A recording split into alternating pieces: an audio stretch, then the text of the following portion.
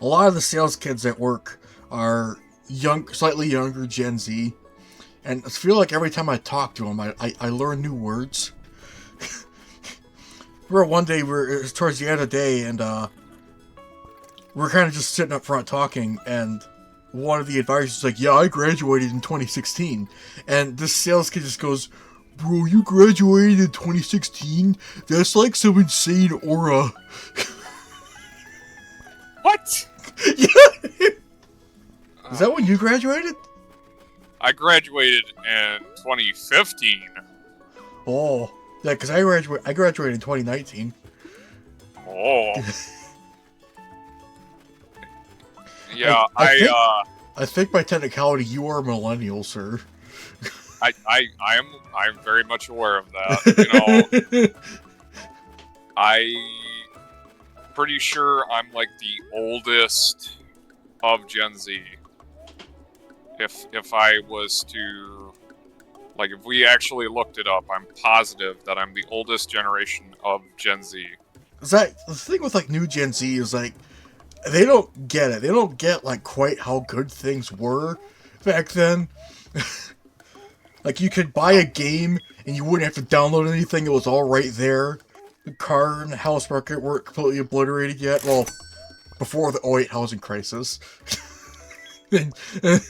But I'm gonna try to tickle your nostalgia, Drew. Drew, you know what a TV repairman is? Yeah. Yeah. I never had one, but yeah, we had one in town when I was growing up. Because we had this humongous tube TV, and I think one time we had to have it fixed. Because back in the day, you know, you had there was the vacuum tube. What is it called? CRT. You had those whatever the official name is for it. That I've lost it, but you know the big TVs, the big ones, the ones where you turn them on, they go, psh, and it's the one they'd always roll into the cart, or they'd roll one on the cart on movie day at school. Yeah, and watch Bill Nye the Science Guy. But that was the whole industry because those TVs were analog, and periodically the circuit board or some other part could develop some sort of fault, and it was cheaper to get them fixed. I mean, nowadays, most flash screens in that are so cheap, people just throw them out, but yeah, that was a real thing, and it doesn't really happen anymore. I mean, maybe there's some really small companies that still do it, but I honestly don't think it's a thing anymore. No. People just throw them out. You might be able to find one person who does it as a hobby that fixes them, but interestingly enough, Drew, the way that I was first introduced to Warhammer 40,000, I never told you about this because I forgot about it. There was a shop in town. It had a Warhammer 40,000 poster on it. Oh. I think it was a picture of Horus. I'm not quite sure who it was. And that poster is gone now. This is all just from my memory. I don't remember if it was actually the game shop or if the business owner just liked Warhammer and he put it up on the window. I never knew why that poster was there. But, you know, at some point, I was like, it's Warhammer. And then I kind of looked it up, said, okay, that's kind of neat. And forgot about it. And then you mentioned, you know, this game's going to come out called Darktide. And that's when I started really getting into Warhammer. So, I'm still not, like, I don't really have any miniatures or anything. Because I spend all my money on cars and guns. I don't have any money for miniatures. But, yeah, that town used to be so much different. I'm not going to name it, obviously. But that town, it used to be like a legitimate small town, like a, you know, village. Yeah. And then a bunch of rich people started moving in now, and it's... Oh, well. Well, you know, the other thing, too, Gen Z doesn't understand, or younger Gen Z, you know, we used to have $1 McChickens and 24-hour Walmarts. And we used to have combination KFC and Taco Bell. That was my favorite restaurant. And, you know, things weren't priced so crazily. You could get a game for your PlayStation 2, a brand new game for your PlayStation 2 for like $30. Yeah, I remember, like, you could actually, in the store, they have an entire game section, and you could play it there Yeah, at they the had store. demos. Yeah, that was cool. I really do miss the. I will fully admit that one of the things I have been doing, and I know it's kind of dumb, but I enjoy it, is I've been watching 2000s commercials from when I was a kid, and something about the aesthetics of the 2000s and the commercials, the toys, the electronics, all that stuff is just, it's incredibly nostalgic to me because I grew up with that. Yeah. Well, really, the 2000s, in my opinion, the 2000s were more of an extension of the 90s. It's just very similar still. It obviously wasn't, but it felt a lot like it. But of course, I never grew up in the 90s. I was born in 2000, so... I was born in the mid 90s, so I vaguely remember the 90s. Yeah, because you're a little baby man. You don't remember anything from when you were a baby. Well, I was a little baby man.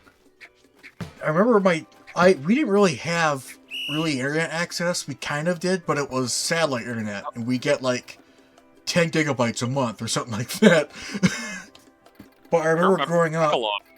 Huh? I remember we had dial-up. My Oh, mom used dial-up, and it was obnoxious. And I remember as a kid, which is ironic now because I have like a $2,000 computer now. My dad, when I was a kid, refused to let me touch his computer because he said, and I quote, "You have computer voodoo. Whenever you touch my computer, something goes very, very wrong." So, as a child, I never understood how computers worked because of my computer voodoo. And I just assumed that computers worked off of magic. Yeah, they made funny noises when they were thinking. We had a computer that ran off of Windows XP. Such a great operating Oh. system. I don't remember much about Windows XP. I just remember all the games that were on it because I'd always play the games on Windows XP. I'm probably gonna look for the name of this game. I can't remember what it's called, but it was like this. There's one game I like to play, and it would take so long to load. The computer was set up in the basement, so I'd turn the computer on, and then I'd start the game to load, and then I'd walk upstairs and grab a pudding cup, and then I'd eat it, and then I'd go back downstairs, and it would be like mostly loaded. I remember one time, I don't remember what I was trying to do. I think it was like some learning program, like A is for apple, B is for B, whatever it was. And there, at one point, I played this animation of like an astronaut, and there was like a UFO that flew in the background, and I was trying to get like the frame where the UFO was in the back, because like I wanted to have that in a poster, and I think I used up like all the printer paper. Trying to catch the moment that the UFO was in the background of this picture. I remember we had a Land Before Time game where you could like print out pictures of dinosaurs, and I also used up all the printer ink printing out pictures of dinosaurs. And I remember my poor mother being distraught that all the ink was being used in her brand new color printer that she won from the church potluck on dinosaur pictures because her son is a moron who wanted a picture of a triceratops that badly. Our first flat screen, my dad won it at an raffle at work.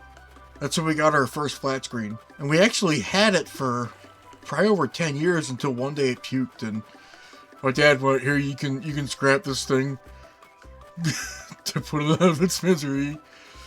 The TV don't work, didn't do nothing. I have to get him to tell that story. My dad and his dad, back in the day, would run rental properties. And at one point, there's this family living there. I think they might have been Section 8, but I'm not sure. He would always describe them to me as the reason that cousins shouldn't breed with each other, or something along those lines. Because they were like this inbred family, and there's this one kid that always smelled bad, and he never washed himself. And at one point, they're doing some painting in there, and I don't know if he lived in like a different apartment or what it was, but he knocks on a door later at night, and his kid's going, "TV don't work. I didn't do nothing." My dad's like, "TV don't work. I didn't do nothing.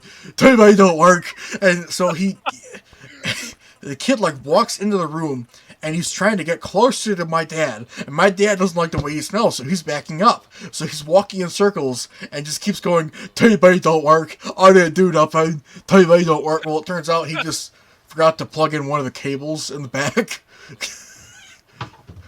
So he plugged that cable in, and then finally he left him alone. Phoenix, what are you doing? I hope the viewers, I don't know if they can hear it, but Phoenix has been sitting here and purring very loudly for the past 10 minutes. Phoenix harassment. It's Phoenix ASMR. You remember Flash games, Drew? I do. I think my favorite one was this one called Raze was my favorite, and then the close second was Clear Vision. It was like the Stickman sniper game.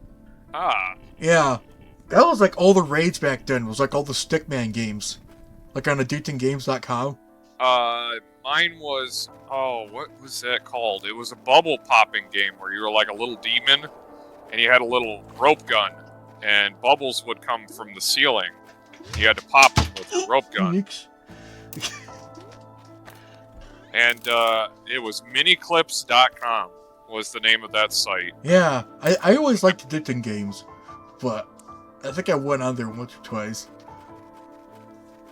Because before I even got into Halo, my friends played Halo, and I didn't have an Xbox yet.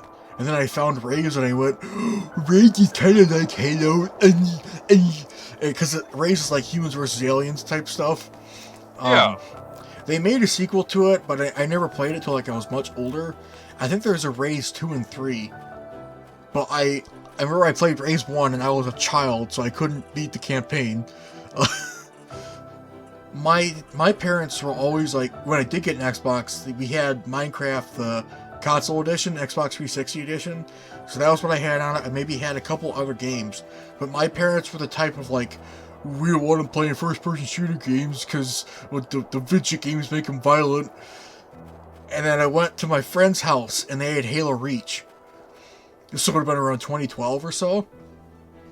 And we were playing like Forge mode, and Halo Reach was like, it's still my favorite game to this day. So one day I got a call. This is back on I think it was a house phone they called me on. It wasn't on my actual phone. They said, "Travis, we got you something." And I'm doing horrible impressions. My sister doesn't sound like that. They said, "We got you something," and then they walked to the door because I was excited, and they got me like a bargain bin game. They got me a copy of Halo Reach, and then I played it for like 5 hours straight. Attaboy. Start 'em young. Yeah, that's how I got into Halo. Was Halo Reach. Some people are like, Halo Reach is not that great. But it's my favorite. I mean, I do think, looking back, some of the mechanics were kind of annoying, like the armor lock mechanic. And you probably wouldn't know this because you don't have autism for Halo like I do. But no, I do not, unfortunately. Yeah. But then later on, I got a bargain bin copy of Halo 3, and then I think later on, this must have been like right before I went to tech school actually, I got the Master Chief Collection on console, the Xbox One. So then I was able to play the older games. Eventually I gotta force you to play Halo with me again. But Halo Combat Evolved, I think it came out, it must have been like the early 2000s, maybe the late 90s. I don't know the best way to describe it, but Halo Combat Evolved feels much more like a 90s video game than the other two. I don't quite know how to describe the feeling I get. It's kind of like when you play Half-Life, the first Half-Life. Yeah. That's a 90s video game. It kind of has that 90s feel to it. 90s aesthetic. Especially when you're playing on the original graphics. Which, the Combat Evolved remaster is a notoriously bad remaster. They literally just ported the textures from Halo Reach and slapped them onto Halo 1 assets. Ah, yes. Yeah. Save moneys. the Halo 2 remaster is chef's kiss. It is fantastic. They overhauled all the gun sounds too. Drew, you want to explain to us what your younger coworkers put you through? Oh yes. So I am significantly older than a lot of the guys I work with by a margin of 10 years, and they know that. So I don't know who started it, which one of them started it, but now they seem to think it's funny to ask me if I was at historical events because I am older than them. And so they'll ask me, "Hey Drew, what was Napoleon like? Hey Drew, what was it like when you built the pyramids? Hey Drew, what was it like being God's proofreader for existence?" Or they'll call me Grunkle.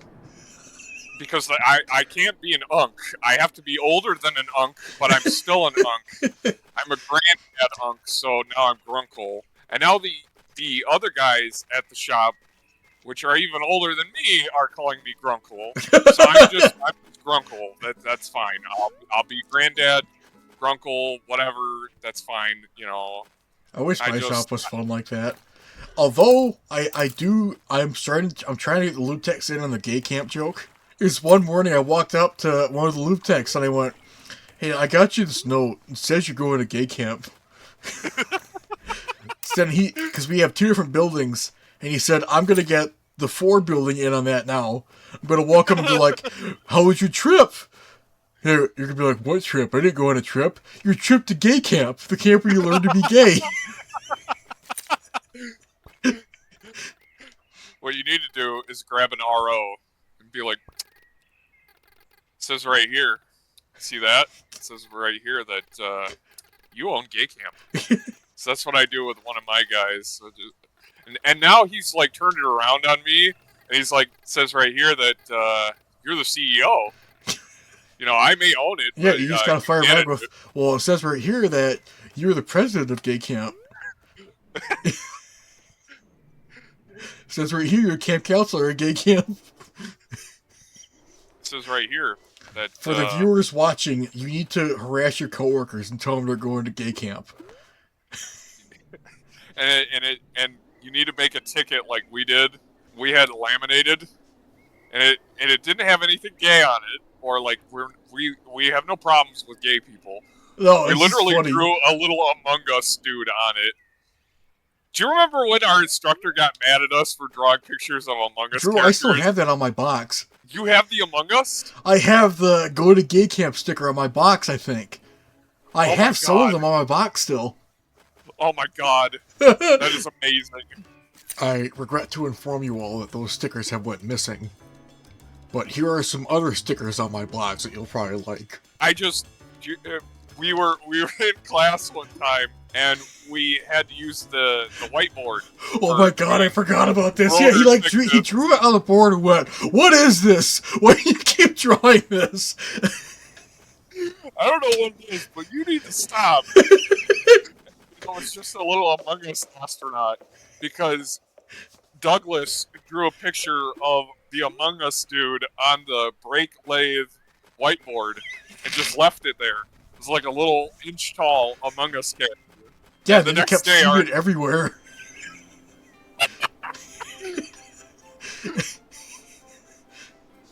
Yeah, and then there's one kid, I'm not gonna say his real name, but I don't know how to describe it, but he'd be in class doing something, he would just go, "Among Us? Among Us?" Oh yeah, and then he'd do the Fortnite Battle Pass. And just get out my ass. Then he'd floss. Like, he was fully brain rotted by the internet.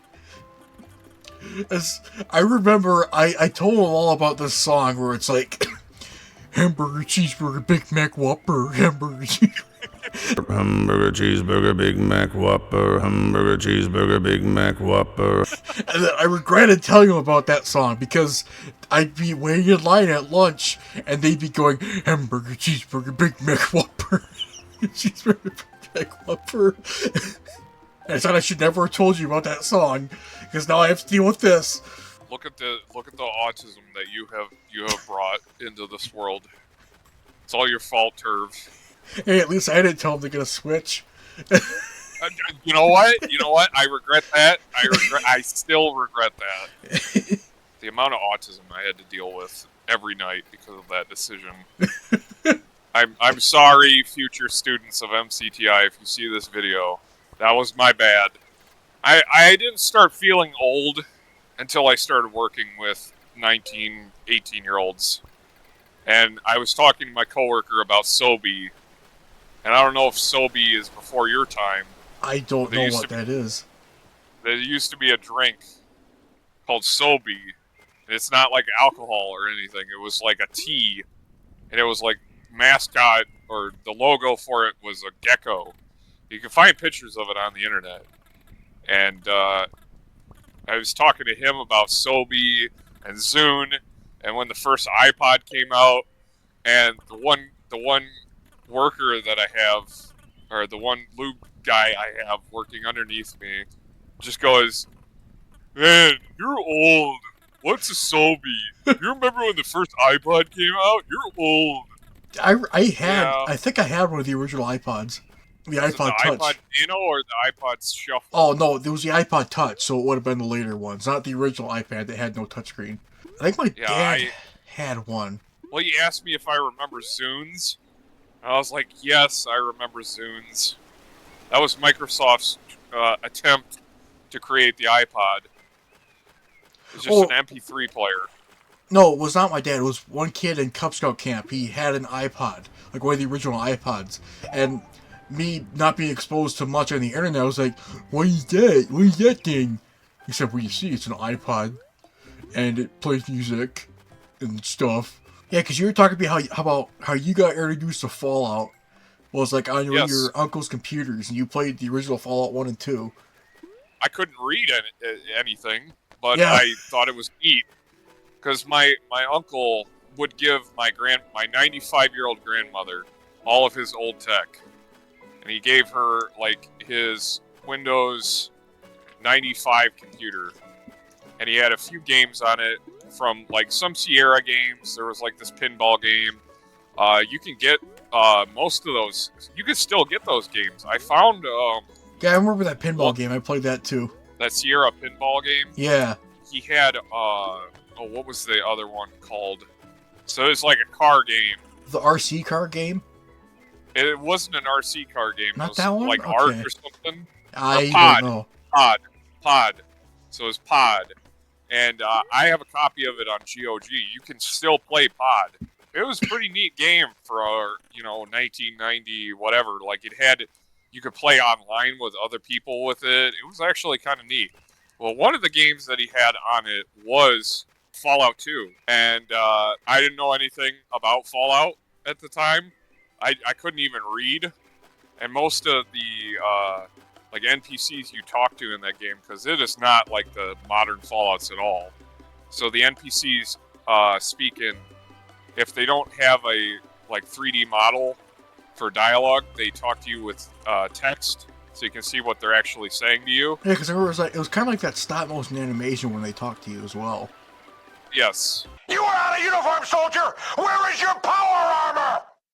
And I remember creating a character with him, and I remember naming him something stupid, and I got our character killed, and I just, I never knew that, that game was available for modern computers until a couple of years ago. And I attempted to play Fallout 2 once again, and forgot how difficult that game was, and games were a lot harder back in the 90s compared to they are now. They don't hold your hand. Like, especially Fallout 2, if you don't create your character right, you're just gonna get, you're gonna handicap yourself for the entire playthrough. Yeah, because that was one thing you were telling me about how the kids at work, you say you didn't like the Fallout show and where they were taking a franchise. And they were like, oh, Drew's on one of his old man rants again. Yeah. See, I kind of got exposed to all these franchises kind of late. Because I got exposed to original Halo when I was like 12, playing Halo Reach. I didn't get into Fallout until Fallout 4 came out. And I got that probably a couple years after it came out. And I played a lot of Fallout 4. And then I got Fallout 3 in a bargain bin. bargain bin. No, actually, my friend Alan had Fallout 3 and he let me borrow it, but he had a disc that had all the DLCs on it. Yes. But The Game of the Year edition. because I think this is back when I was using my Xbox One, which had like 500 gigabytes internal storage. Because the way modern games work, where they're just gigantic, I had to delete it for more space. So when I got my own disc, it didn't have the DLCs anymore. Because I had to uninstall it, and it uninstalled all the DLCs too. Fallout 3 is probably not the best entry in the franchise. If you like Fallout 3, it's cool, but I Fallout New Vegas did what Fallout 3 was trying to do so much better, in my opinion. Most definitely. Fallout New Vegas. It was made by some of the, not all of the old developers, but some of the developers of Fallout 1 and 2. That's why the writing is so good. That's why I like New Vegas as much as I do, and I taught you how to dab on an old man. Yeah. And steal 37 gold bars. Yeah, because you talked to me about when Fallout 4, because you liked Morrowind and like Oblivion, and when Fallout 4 came out, you just never left your room. I did for an entire like month or so. I didn't leave my room. And that's when I had that potato laptop, and I had to get a mod for it that potatoified the game. Oh, Not even kidding you. Because it would barely run on the laptop. It would barely run on my laptop because I had only played like older games from the 2000s and things like that. So when Fallout 4 came out, I was out of high school.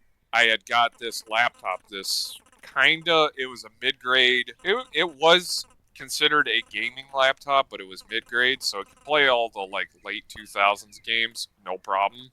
But anything modern, you would have a really hard time running.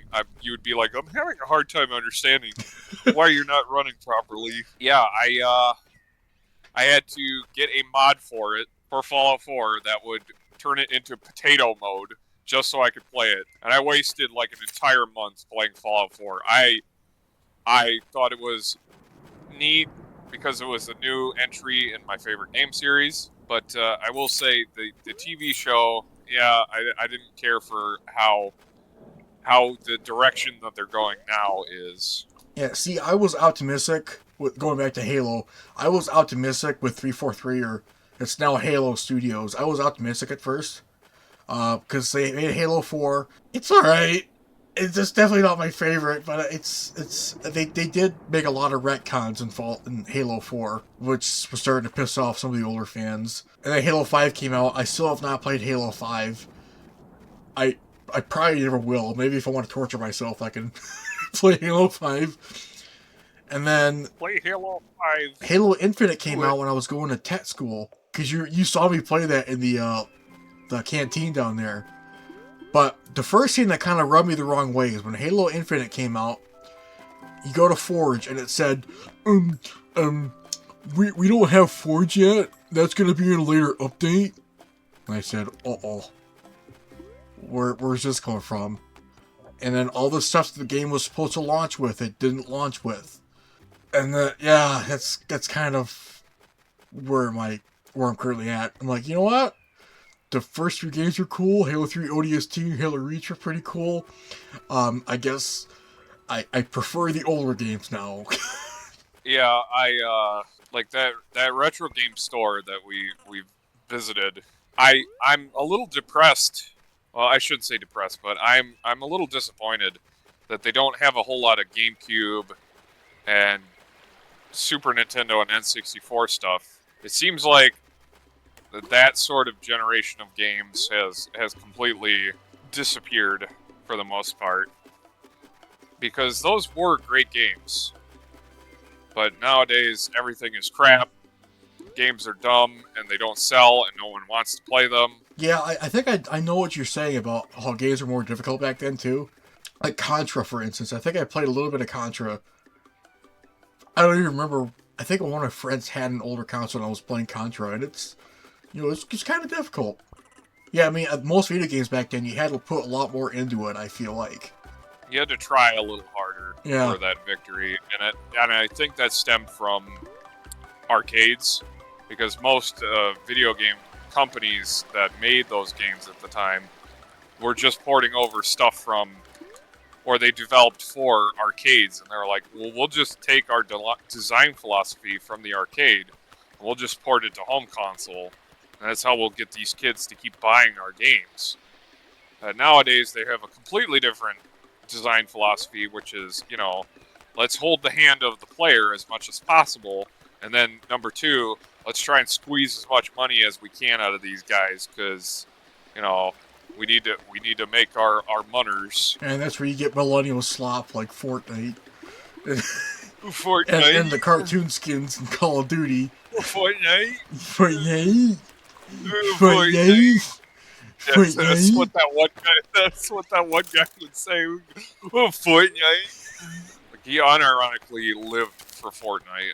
I don't understand it myself, because again, according to one of my coworkers, I'm a billion years old. So starting to make me feel old now because Fortnite came out in 2015. That is over a 10-year-old game now. Yeah, I remember. I'm gonna date myself a little bit here. I remember when Minecraft, before it was released, I remember it in beta, and I remember watching a trailer with a friend of mine in the middle school library, and I went, "This game looks boring. I'm not interested in that. Give me my Mario. I love Mario. Give me my Mario. This game looks dumb." Because when I was in middle school, this is probably been around 2012-ish, so Minecraft is still like a fairly new game. This is back when like all the modding, like there's like a heavy modding community, and there still is for it, obviously, but there's like the heavy modding community, and me and my friends had our own headcanon, I guess you'd call it, and I'm going to show how young we were. So basically, it was like the storyline of like, we're like army dudes. We're called the Spec Ops Army, which makes no sense because Spec Ops is like special forces, but that was just, And I had like this other faction that was like I think I called them the Black Dragons, like based off the Ender Dragon.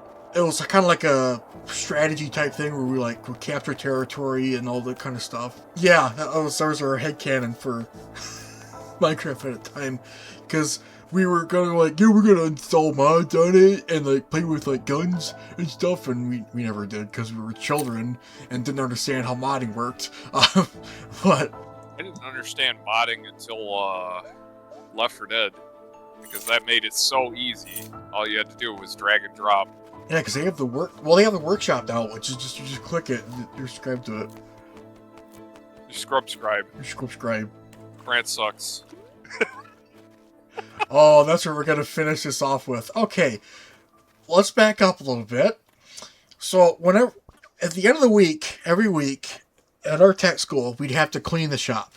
We'd have to clean the shop, and one of the things we'd do is we would like soak the floor in like this mop water type of stuff, and then we would take brooms and we would scrub it.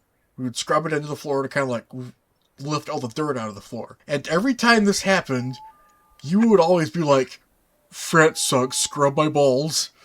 I was like, I said, "What is that from? What are you talking about?" And it's this game. Oh, actually, you know this better than I do. Go ahead. It is a ROM hack of Super Mario Brothers 3 called Super Nazi Penis Fighter KKK, and it is overtly just the most offensive thing you could think of. Just Nazi symbols everywhere. You're literally playing as a penis. Yeah, you play as yeah, you play as a penis, and it's just a ROM hack of Mario 3 to make it as racist and offensive as possible. And after you beat a level, instead of like you cleared the level or whatever, it says "France sucks, scrub my balls." So is there a reason that it wouldn't say scrub? No, it said scrub. I don't know. I think the guy didn't speak English who made the ROM hack. I'm not sure. He might have spoken English. I couldn't tell you. I cannot find a copy of that ROM hack anywhere, but it's around. At one point, I had training. So, like I said, I work for a dealer, so I have to go to this Chrysler National Training Center in Auburn Hills. And I said, hey, because I live on the west side of the state, he lives on the east side of the state. And Auburn Hills is like only an hour away from where he lives. So I said, I'm going to come visit you. And he's like, he's taking me, I brought my guns and we shot them. And then he's taking me around, like showing me stuff around town. And then we go into this half price store. And you walked up to this Ryobi thing. And he said, oh yeah, I got one of these things, it's great. I said, what does it do? And you said it's a floor scrubber. And I just, in front of God and everyone, I went, Fred sucks, scrub my balls. And then this guy, like, opening boxes, he stops and, like, looks at us. Yeah, it's just an older boomer just there. And he looks over at us and I go, I can't fucking take you anywhere.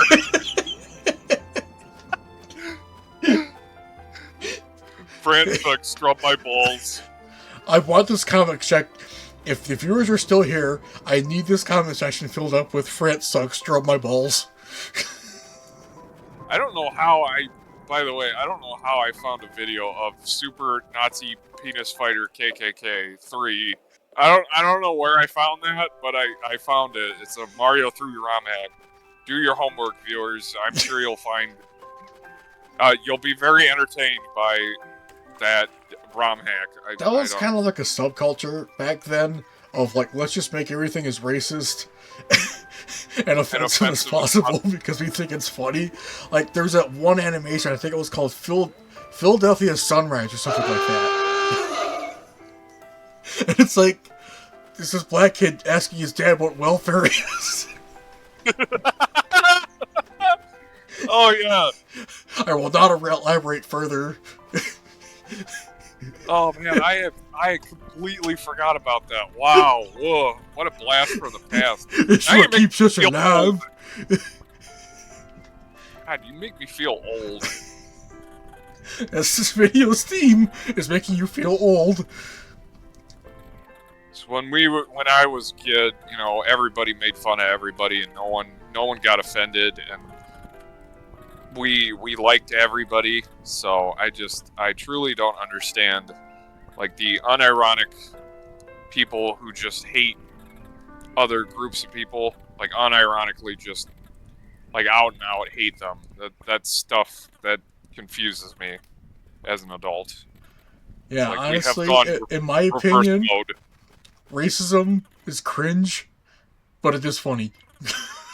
It is funny. Racism is cringe.